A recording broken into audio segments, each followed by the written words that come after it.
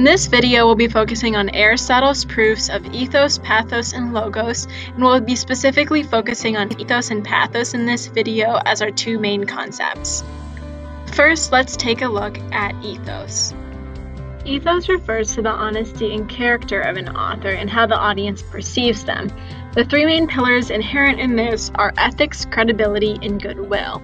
Using these pillars together, the audience can become more easily persuaded because they believe the person presenting the argument has credibility. In other words, if a person can demonstrate that they are trustworthy by showing, for example, that they are ethical and have good intentions, we are more likely to accept what that person is saying, versus someone who we may perceive to be deceitful or lying. So, one example of ethos in the media is the Got Milk campaign. This campaign consists of several celebrities with milk mustaches supporting the consumption of milk. So, how does this use ethos as a rhetorical device? As an audience, when we see these celebrities, we tend to trust their opinion.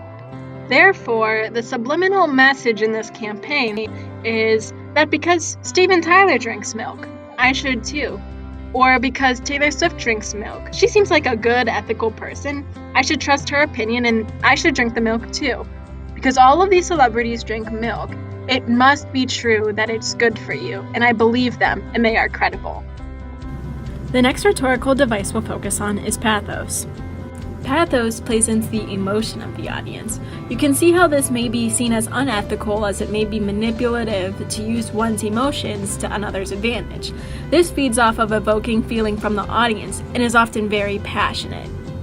Before we go into an example for pathos, I would like to remind you to check the book for all the classical figures that may be used in pathos. There's really too many to list in this presentation, but it's important to remember them for the exam. So one example of pathos in media is the anti-animal cruelty campaign. The ad is comprised of heart-wrenching videos of puppies with a very emotional song. The audience has no choice but to be overcome with emotion, and now that they have such a strong reaction to the topic, they are much more easily persuaded to donate towards this cause. One thing I'd also like to point out is the number of dislikes on this video. We see at 1.4 thousand. This is just again another reminder that sometimes it can be seen as unethical and may not evoke the emotion that you'd like in the audience. Another thing we may notice here is the use of ethos again with the use of a celebrity to endorse the campaign. Finally, briefly we'll go over logos as a rhetorical device.